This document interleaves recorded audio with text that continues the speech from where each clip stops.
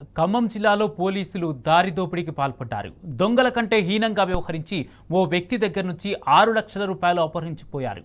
ఆలస్యంగా వెలుగుకొచ్చిన ఈ వార్త ఇటు జిల్లాలో అటు రాష్ట్రంలో సంచలనంగా మారింది.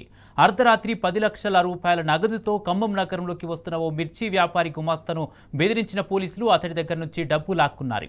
హవాలా డబ్బు రవాణా చేస్తున్నామని బెదిరించారు. గంజాయి కేసు పెట్టి జైలుకు పంపుతామంటూ హెచ్చరించారు. గత శనివారం ఈ ఘటన జరిగింది. ఈ ఘటన జరిగినప్పుడు మిర్చి వ్యాపారి రాజస్థాన్లో ఉన్నాడు. తిరిగి వచ్చిన తర్వాత డబ్బులు ఎక్కడా అని గుమాస్తాను ప్రశ్నించడంతో పోలీసులు దారి దోపిడీ వ్యవహారం వెలుగులోకి వచ్చింది.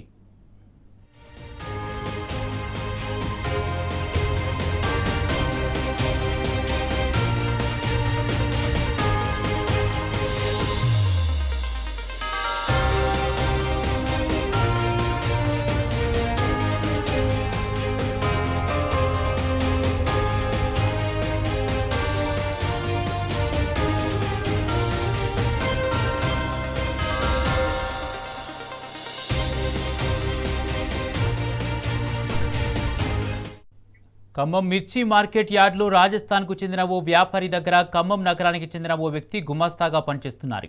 గత శనివారం అర్ధరాత్రి 10 లక్షల రూపాయల నగదు తీసుకుని వెళ్తుండగా కొందరు పోలీసులు గుమాస్తాను అటకాయించారు.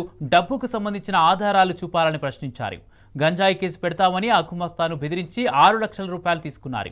మిగిలిన 4 లక్షలు గుమాస్తాకి ఇచ్చి వెళ్లిపోవాలని ఆదేశించారు. రాజస్థాన్ నుంచి తిరిగి వచ్చిన వ్యాపారి డబ్బుల కోసం గుమాస్తాను నిలదీయడంతో విషయం బయటపడింది.